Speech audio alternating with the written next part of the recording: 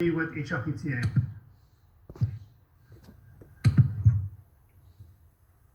Good evening. Can you hear me? Yes, we can. Billy, go ahead. All right. Good evening, Board President Anthony Duarte, board members, Superintendent Dr. Alfonso Jimenez, Cabinet, and those listening at home. I'm just first going to put out there in the open, right? These are stressful times. This is the board meeting before school officially resumes. So I'm just going to put that out there. My name is Billie Wright, proud president of the Hacienda La Puente Teachers Association. Tonight, I dedicate every word of my speech to my members. These are your words. HLPTA members have been so patient under stressful circumstances, but the answers did not arrive by tonight, and games began to be played even more this week. So as promised, this speech is for you.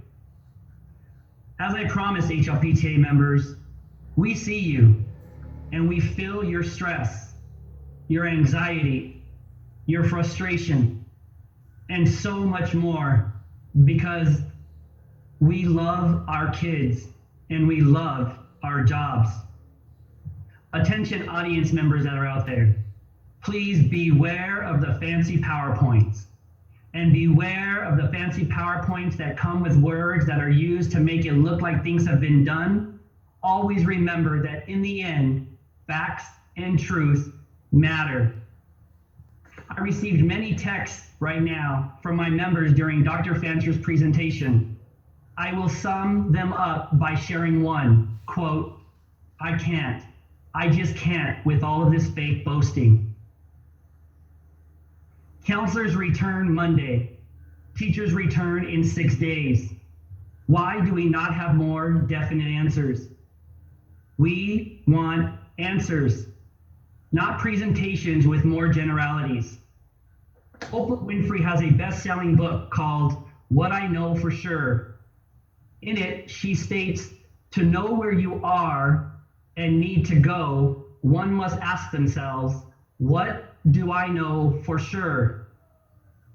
Confirm what you know, then work to find answers to what you don't know. As some of my members return to work this Monday, and the rest a week later, I ask myself and you all, what do we know for sure?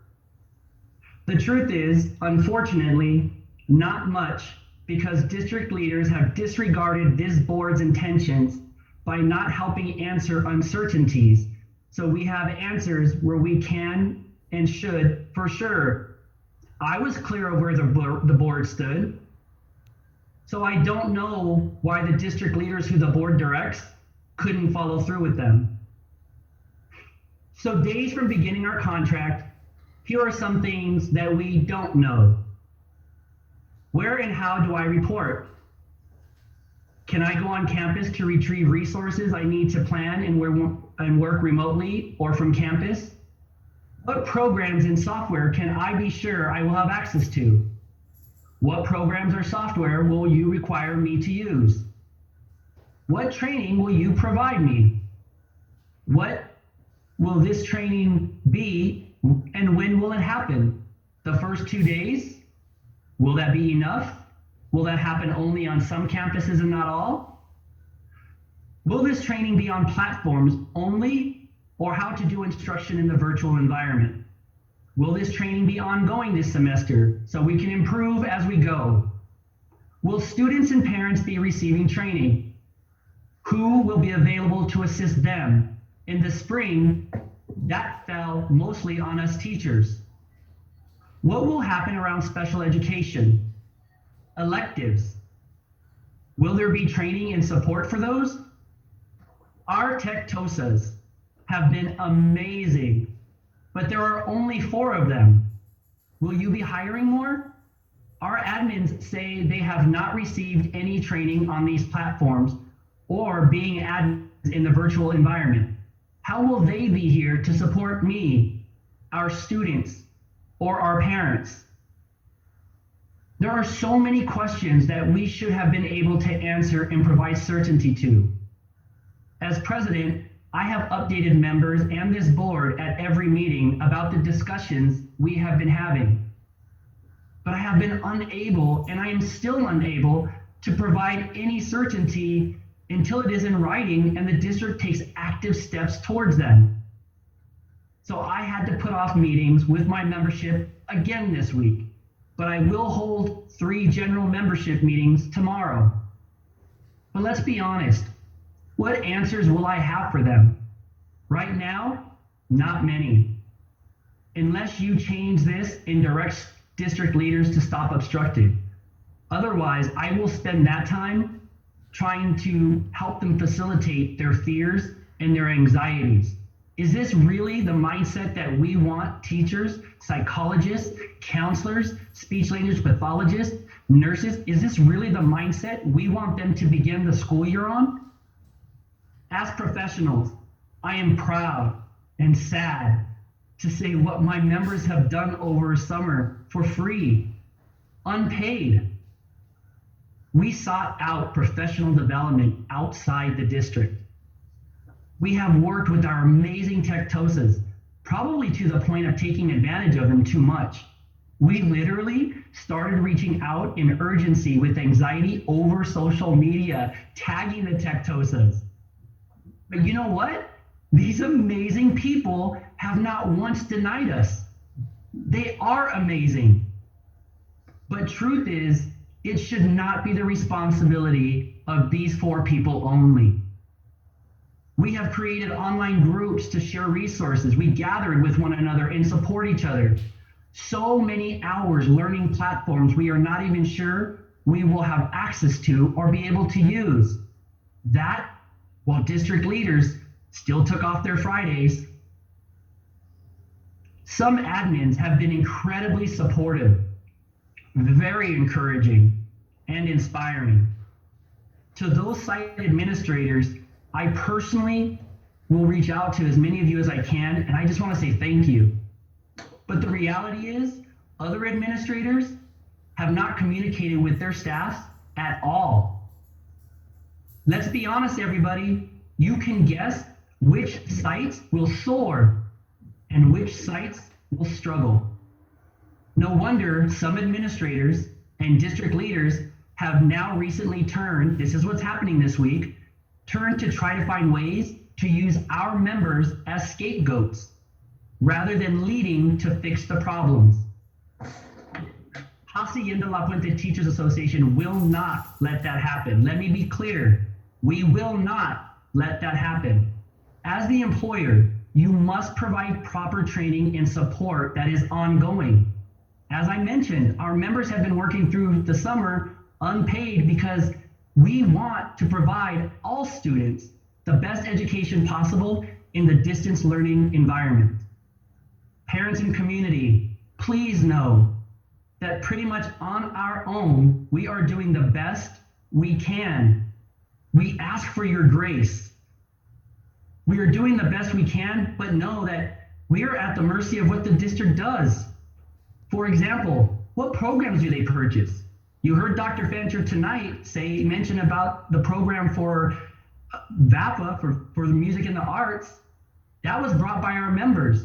It took forever to get that through and to get noticed. And then tonight, we're finding out, you know what? It's going a different direction, something cheaper. I can tell you as president, I was never notified of that. So if anybody's been planning with that other software or anything else, I hope you're paying attention tonight, because Dr. Fancher said it with a smile, but if you're not here tonight, you don't know this. So what training will the district provide? What time do they provide for curriculum to be developed and retooled along the way? For the administrators that only know how to give directives, how much support will they be providing us as teachers? How much time will they take up from professionals who are tasked with actually doing the work with students? While training ourselves unpaid, COVID-19, some of us have current members of our families in hospitals, on ventilators, while others have had members of our families pass away. Through this pain, we have still been working our hardest, unpaid, to be as prepared as we can. We have attended Zoom meetings unpaid with our administrators, professional development webinars, and more while missing out on our family camping trips, while attending our own doctor appointments, even while trying to go whale watching with our kids, we are still in webinars and Zoom meetings.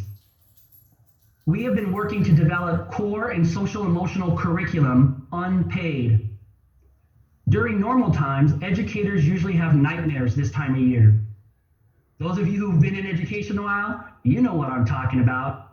No matter how many years we have been teaching, we just always feel like we may not be prepared enough or be able to meet the needs of all students. We have these nightmares as perfectionist professionals. You can only imagine how our sleepless nights and nightmares have been during this time of coronavirus. We have fears and concerns as professionals, and we, like many of you parents, have fears and concerns as parents ourselves. HLPTA appreciates the collaboration we share with CSEA and SEIU. We have watched your members help our district to continue operating, meeting the food needs of our students. The basic needs of our students is priority one. We often say that you cannot Maslow until you bloom. And bloom means meeting those basic needs. Dr. Jimenez, you even mentioned that in your last presentation at the last board meeting. But let us be very clear. We need our aides with us in the classrooms.